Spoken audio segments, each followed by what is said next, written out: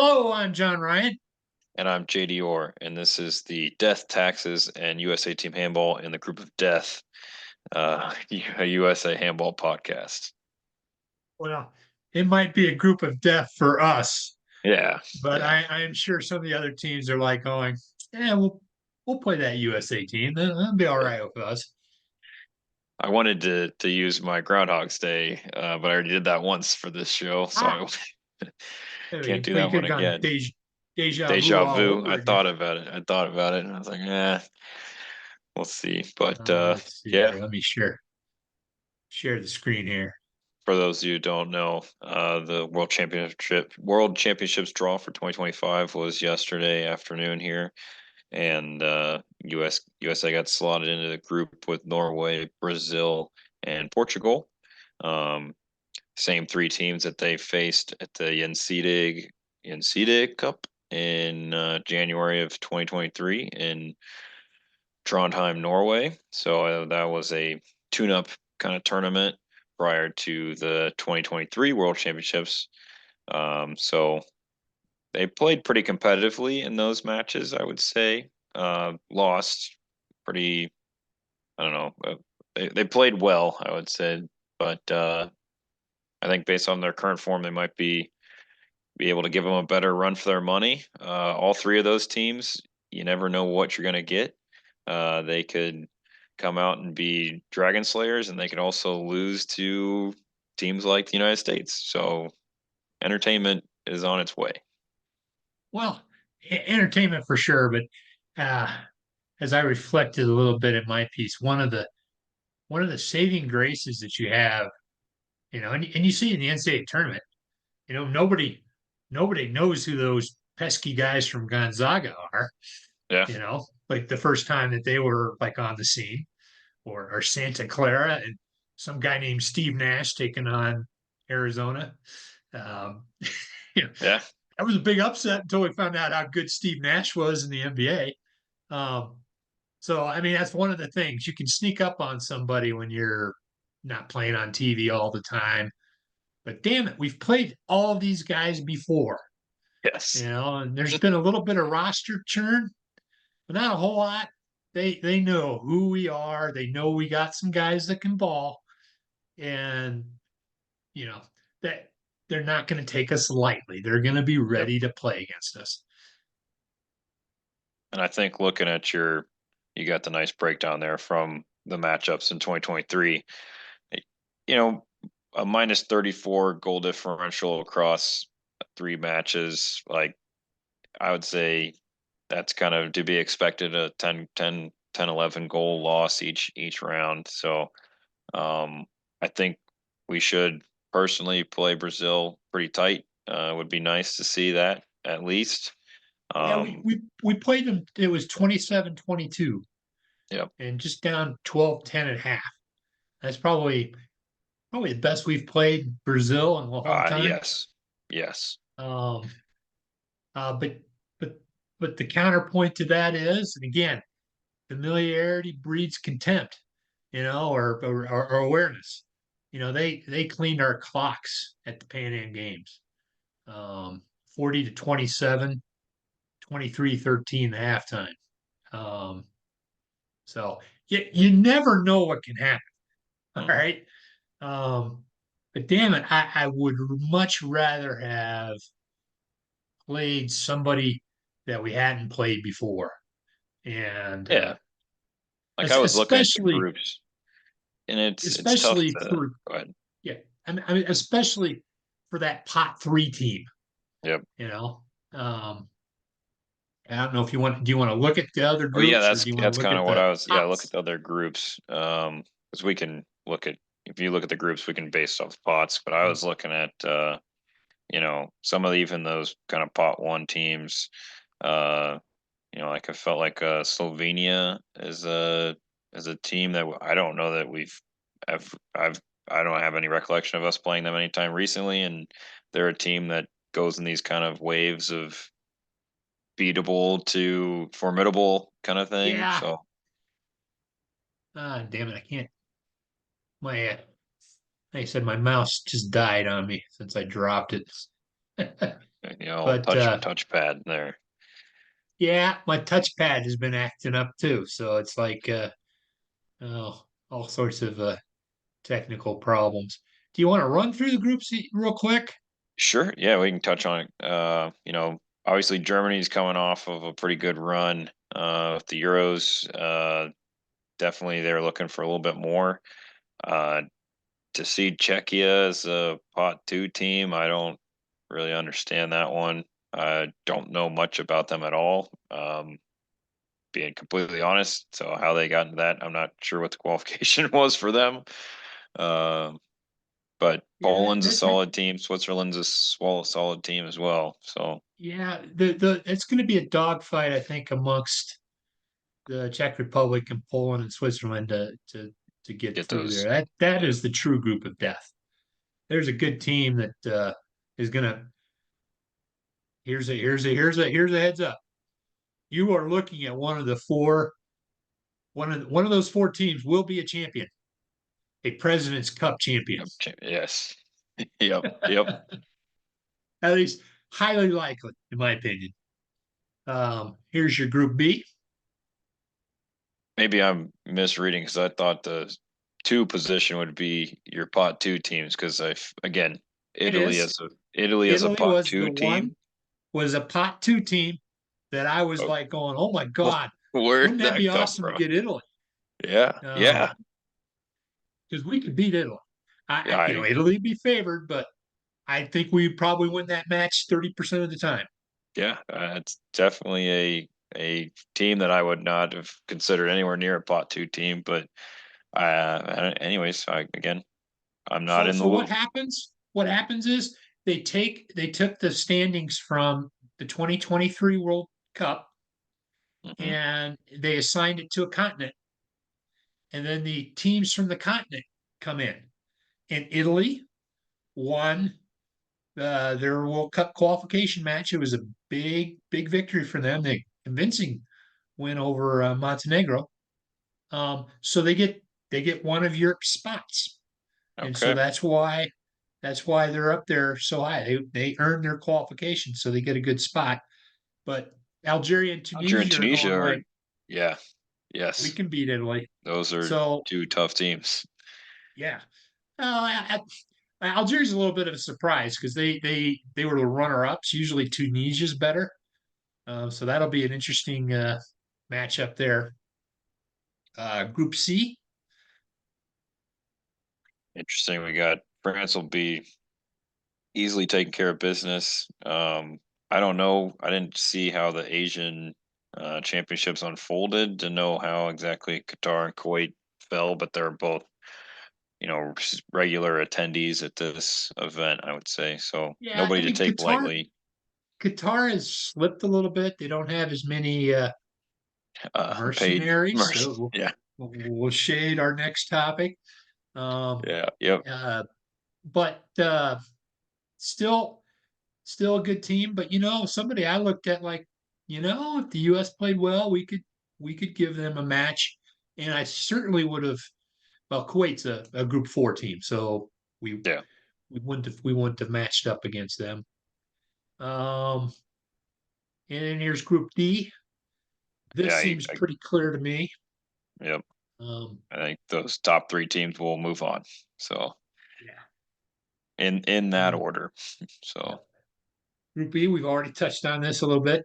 One of the funny things that happened that I wish they maybe thought about for uh, group play is by coincidence we've got two African teams playing each other, two Asian teams playing each other, two to South America. Yeah. two well North and South America. I guess Yeah. we're Yeah. separate now, but sorted together with the Pan Am Yep. Games. Of course, it happens to European teams a lot, but they've got like half the teams. Yep. Um, this could be interesting between Japan and Chile. Hmm. I would put Japan as a solid favorite there, but um, they've slipped a little bit since their uh, you know preparation for the Olympics. Still good, quick team, And then, hey, Chile only beat us by one. So Yeah. And I would say here the big one is Spain being a pot two team. I think they've had not nearly the success that they've had in recent years, but they're still a loaded roster with a lot of good talent. So there'll be a team to watch out for in the second stage or the main stage. sure. This will be See, very interesting.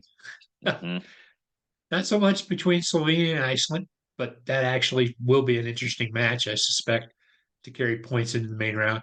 But Cuba versus Cape Verde, um, I would put Cape Verde as a favorite based on their experience, but Cuba's got some guys that can ball. Um, so and now we can actually one of the things we can actually look at if we want to. I think I talked about it a little bit. Let's assume could be a bad assumption the United States breaks on through, does not pull off a big upset and heads to the President's Cup. hmm The teams in third and fourth will be our likely opponents if we go to the President's Cup. So we could have a rematch against Chile, um, or we could take on Japan. Barring again big upsets, we're throwing out the big upsets for Yep. this would be Yep. conversation. But this would be very interesting from the standpoint of is it the can't think of his name right now, but the Greenland coach posted on his Facebook page a little bit of a complaint about South America getting 4 spots and North America North just getting America. one, Yeah. two because of the wild card. But if the United States is going to play Chile at a world championship and you want to make a case that you should get another slot, well then you better beat Chile. Yep. So Yep. um, again, speculation.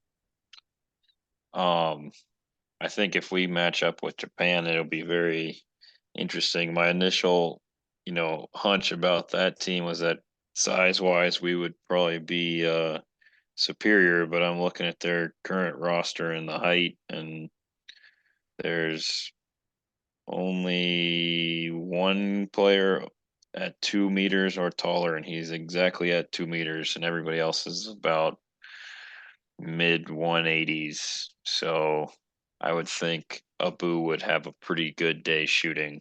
Uh, but the speed Those and guys quickness are of quick though. Japan, exactly. The They technical would they play would is outquick us big time. Domagoy would have a problem on the interior. That's for sure. It would be very interesting contrast to styles. Yep. Yep. Um, and then I guess like I was talking about here, you have either Cuba or Cape Verde battling to stay in the main round. The loser of that going to the President's Cup. Either one of those is an interesting matchup for the U.S. hmm It would be an opportunity for our A team to Yeah. reassert itself over Cuba, who handled our B team pretty well. And Cape Verde was also kind of a little darlings team. Uh, they've got some guys that can play, including one is Leandro Semedo, who's a teammate of Drew Donald's at Lyon. Anamar Leon. I've seen him play several times. That guy's a pretty good player. And then rounding out the group, uh, we've got a resurgent Croatia and Egypt probably being the teams to go through. Yep. But um, you got an Argentina Bahrain match that'll probably decide. I'd probably put Argentina as a slight favorite there, but Bahrain can play and they beat us uh, at the World Championships in 23. We gave them a good game, but they beat us by like 5. Call me crazy. Didn't Argentina beat Brazil at Pan Am's? So, no, you are not crazy. Okay. Argentina did beat Brazil. Uh, Granted, that was a little bit ago, but yeah, that was a big upset in my opinion. I don't know how Argentina keeps beating Brazil at those big games because that cost Brazil the Olympics. yep. Um, but you know, the I still think Brazil is a better team than Argentina, as they certainly are on paper. But sometimes the some of the parts are greater. Um, Yep. with in Argentina, they they somehow know how to. They have Brazil's number in those big matches. But um, hey, maybe Brazil and Argentina will get to play each other in the President's Cup. That would be. Yeah, There we go. that that would be pretty sweet, wouldn't it? Yep. Yep. But well, we'll hold on to our hats before that happens. Somebody asked me on Twitter. Actually, it was a guy from I'm assuming Bahrain, because he was like, "On hey, what would it feel like for the U.S. to finish?" I think he said like 26th to 30th place or something like that. Or I think he said 24 to 29. He got his numbers crossed a little bit. What do I think? I think let's assume that it's a group with like Bahrain, Cuba, and Chile. I would be very disappointed if the U.S. lost to Cuba in the President's Cup. Um, I would be okay with us beating either Bahrain or Chile, getting a win against one of those two teams. And I would be very happy if we, um, beat Bahrain and Chile.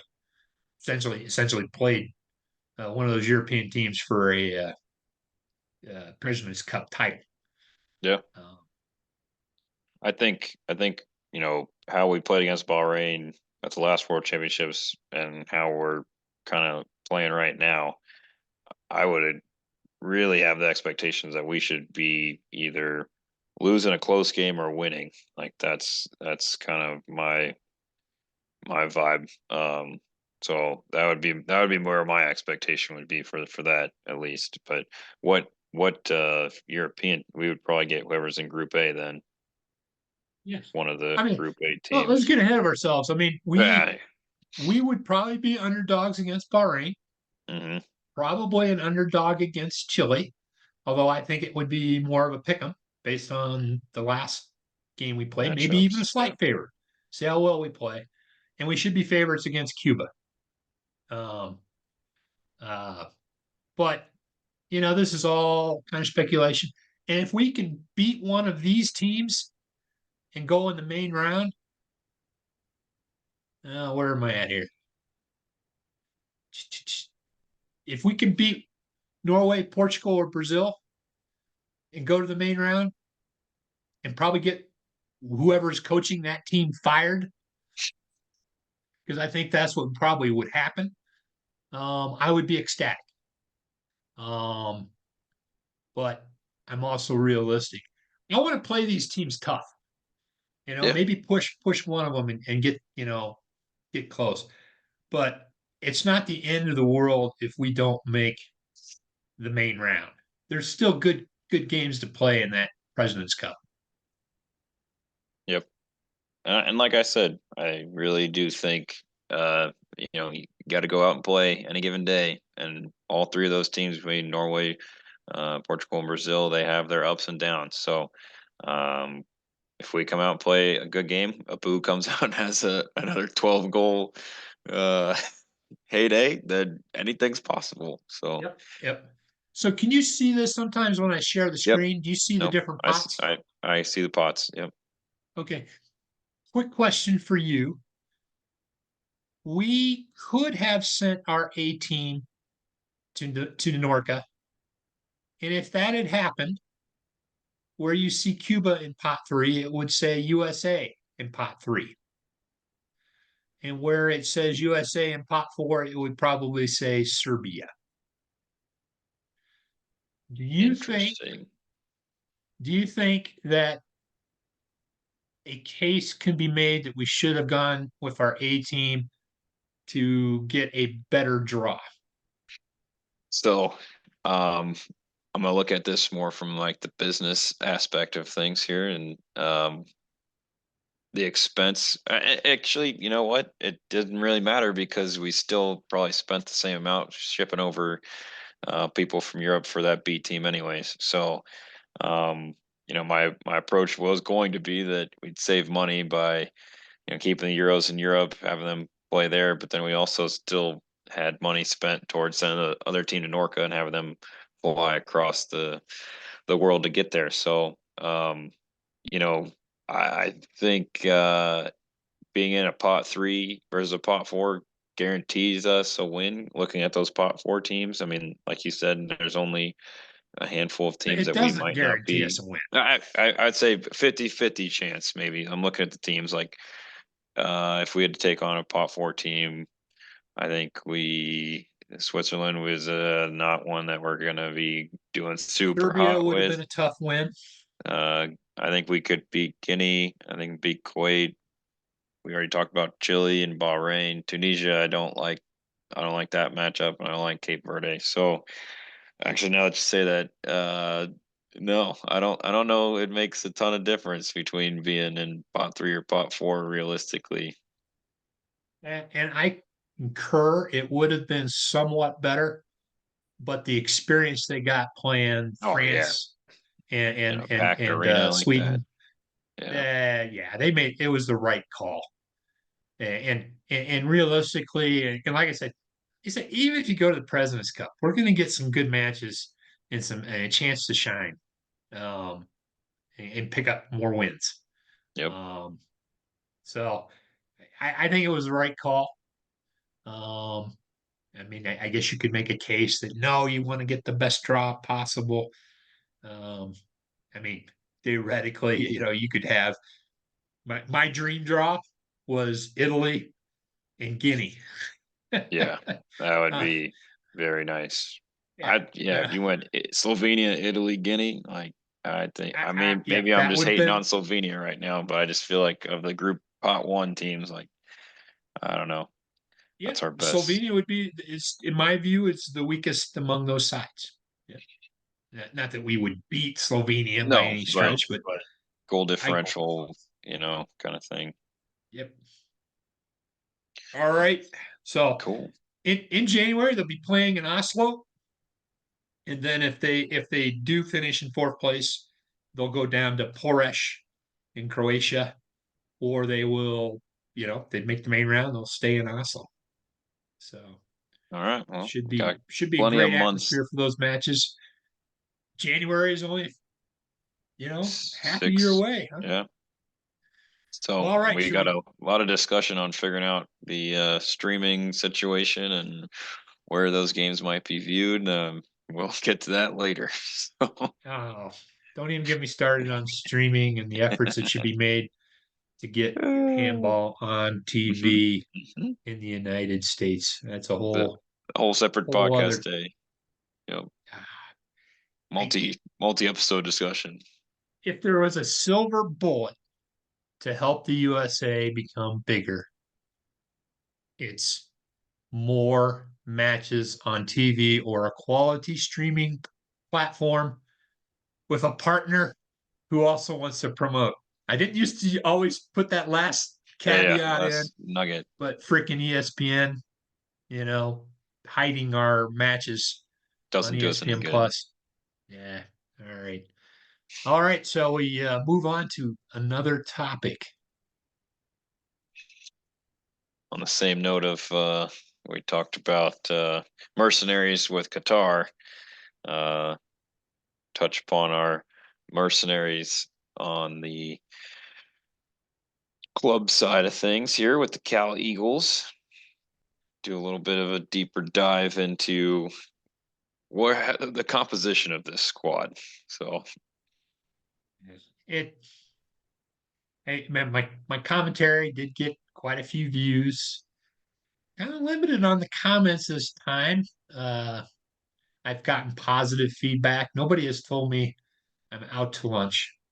Maybe they just don't want to get in an argument with John Ryan. I don't blame them. I mhm. wouldn't want to be the devil's advocate in this argument. Um, but yeah, it. I'm just putting the information out there. I mean, this is this is a mercenary team. Hey, are we okay with that? It's one of those things that I'm all for as much handball competition as possible and getting getting good quality of play.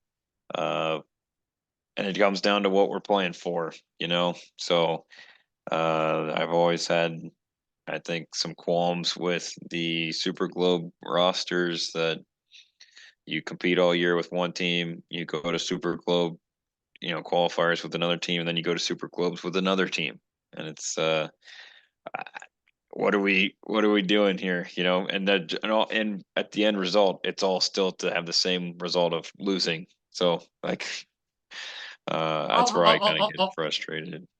They took down, it wasn't Sydney University, it was Queensland. They Okay, got that coveted victory over correct. An Australian team. Oceania. Yes. So A, don't say a any no victories. a lesser developing handball region of the world. So good. um, yeah, this sort of thing has been going on for a long time. It's just reached the point of silliness, in my opinion. Yeah, and, Um, and it's one thing like I said, I'm not gonna try to pretend I'm not a hypocrite of this. Like, yeah, I pick and choose people for my own teams as well, but I'm not trying to go out and win, national championships. I'm just playing to make sure I have enough people for a team to have some fun. Like that's a different categories of how it's gone yeah, about. one of the things I've been kind of thinking about is, maybe we need, two different types of championships. Because, having the Canadians team show up and play, it's fun to play different teams, but maybe we need a national championship that is also focused on, rewarding the clubs that are doing it right, that would have some sort of residency issues addressed. Um, Maybe would reward teams that had, more Americans on the roster that they're developing. I don't know exactly how you do it, but I think it's time to have a discussion about doing something. Yeah, I don't know that you've always talked about the carrot stick, kind of incentivizing different clubs on different things. And it's just tough because without any kind of true incentives, nothing's going to ever stop anybody from not doing it this way. And you want to play with your friends, you know, I think it should be, just looking at your, place of residence. This, Ty should be playing with the team on the East Coast logically. Now, is he going to practice all the time? No. And that's the other piece is like when you say clubs doing it the right way, I'd say there's very few clubs that are, maybe not very few, but around maybe like 10 that are practicing on a regular basis with the same squad that are putting in the work, um, not bringing in these superstars out of left field kind of thing. And the other piece, like here, you look at previous clubs, half this team played with Cal Heat last year. Well, there's some politics around, what's going on there, what's going on with this team, and that's a whole nother can of worms. And that's, we don't have a professionalized sport. So if You somebody said wants to earlier, leave, there's nothing to prevent a club, they're going to do this. Well, yep, actually, Cali, somewhere along the line, they said like, you know what? Let's just go with who we have. yeah, Um, so some teams will make that decision, but there's nothing forcing them to right, make that decision. yeah, Um, I don't know. It just I'm going to pull up and see, make sure that this pulls up. yep, I'm seeing it. Uh, you That's see a the throwback picture right there. that is a throwback picture, but one of the interesting things about this throwback, I'll point out a couple players here. Brad Dow, he's I've heard my the name. age or a little older. He played with San Diego, I think, at Nationals. He's the USC guy in Oregon or No, Portland. he's number 10 there. But is he the guy that started the team at Portland or went to USC or something? I could be I mistaken think him. he went to UCLA. Okay. There's actually an article with him. We played. This is the 1990 national championship team, and I played them in the finals. It was played in Reno, Nevada, first championship in Reno. And it was one of those nationals that had fewer teams because they threw the West Coast teams a bone. And yes, there were fewer East Coast teams that traveled, and there was also something going on at the national team. So a lot of national team players were not available. Um, but Brad played number 10, played Mhm. at this year's nationals. There's Steve Goss, I was who gonna say that looked like Steve Goss. Yeah. some people say is the best American of all time. He played in the Liga ASA Bowl, played pretty well there. There's Evo. He's a Croatian guy. Um, he's the famous guy. I remember you telling the story of all the people waving the Croatian flags in the parking lot. Hmm. He's the Yep. guy that said, I will get 500 Croatians. Sure, Evo. Yes, you will. And yeah, he got 500 Croatians to go to a match in California. And then there's Jason Reedy. He is Emma, and I can't Oh, remember the other girl's Maya. dad. Yeah, Maya's dad. Um, and I think, I'm not entirely sure, but I think there is only one foreigner on that team or expat. This is from Evo. 1990. This is Cal Heat 1990. There might be a couple. I don't know who that goalkeeper is. He might be an expat. I don't know. Okay. But this is where it kind of drives me up the wall when somebody says like, "Well, we can't have a lot of Americans. It's something that we're going to have to gradually do." And I'm like going, "This We've was my world. This is how I played in the 80s and 90s. These were the teams that we played. They were mostly Americans with a handful of expats who were great, helping us yeah learn how to play the guiding game and on the floor. improving the play. Yeah. And it's over time, it gradually became the reverse. And this is a disconnect I have with folks saying, like, well, eventually we'll get more Americans. And I'm like, going, eventually we might get back to where we freaking were. Yeah.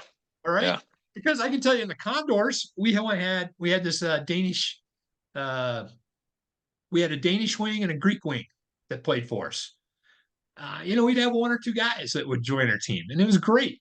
You know, helped the it Game helped flow us experience. experience Just and culturally. I love yeah. playing with guys from around the world. That's a great thing. Anyway, off the No. soapbox, but I thought Yeah. I'd share this Pick. throwback picture. That's a excellent pick though. It's just one of those things, like I get pushed back all the time, and it's just there's a lot of cultural differences. I was in a meeting yesterday for work where we had offices in the Middle East and in Europe and here in the US, and we're trying to figure out how we all kind of can co-work together, and everybody's got different expectations and beliefs and just how they go about doing XYZ. And that, it's not wrong. It's just another, hurdle. And sometimes it's not worth the effort. And that's how people want to do it. And so not everybody gets included, and it is what it is. So So the dynamics and the numbers that you're working with make a difference.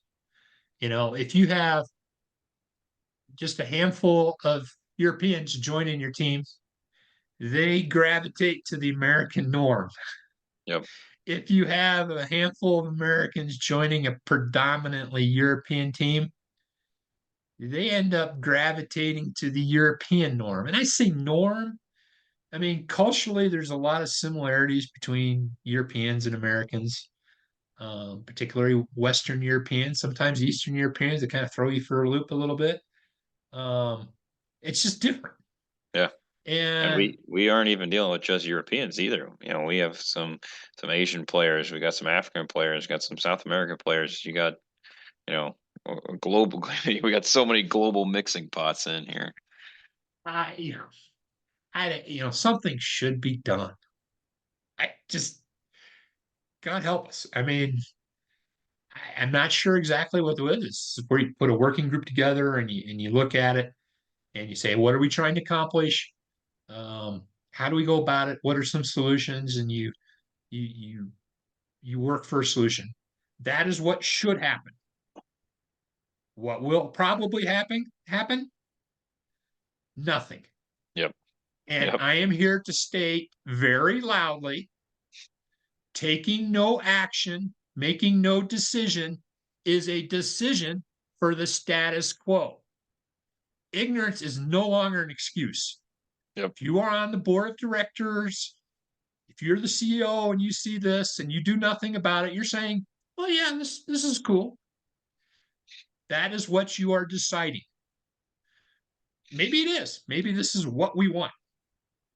Maybe we can't do anything about it. Maybe. Yep. Yep. But Well, good Lord, we should be looking at some solutions for this.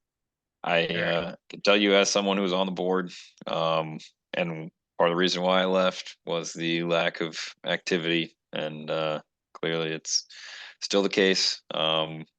You present, action items, you present ideas, you present solutions, and nobody has enough interest to help carry you, help make them become a reality. So it's tough, and that's where you see people branch off and do their own thing, and eventually they get burned out. And it's just not the way we should going about things. Like how many different people in the last, what do you say, 30, 40 years have spun off to go do their own thing within handball and then just disappeared from handball entirely because they just didn't have it in them anymore.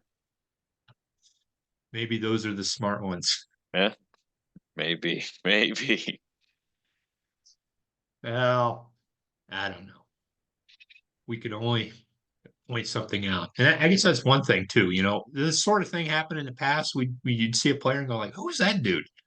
You couldn't go online and like going, "Oh, what the hell? This guy's playing in the top division in Norway." Yeah. You couldn't do that unless you were like, tied him down and said, "Hey, what's the deal? Who are you? Where are you from? Why Hmm. are you here?"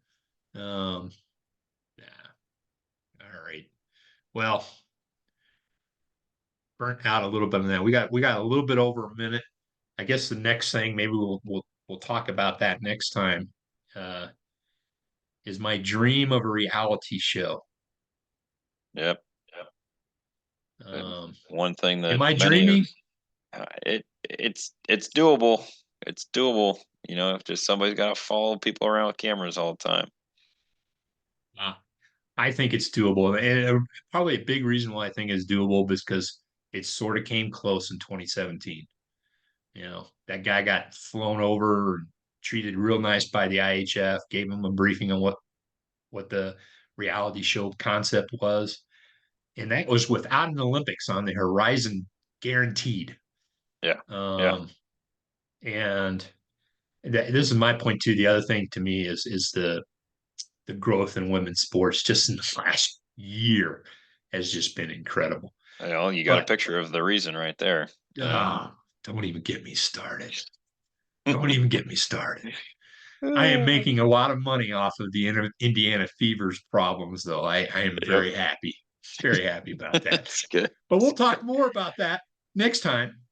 For JD Orr, this is John Ryan, and thanks for listening.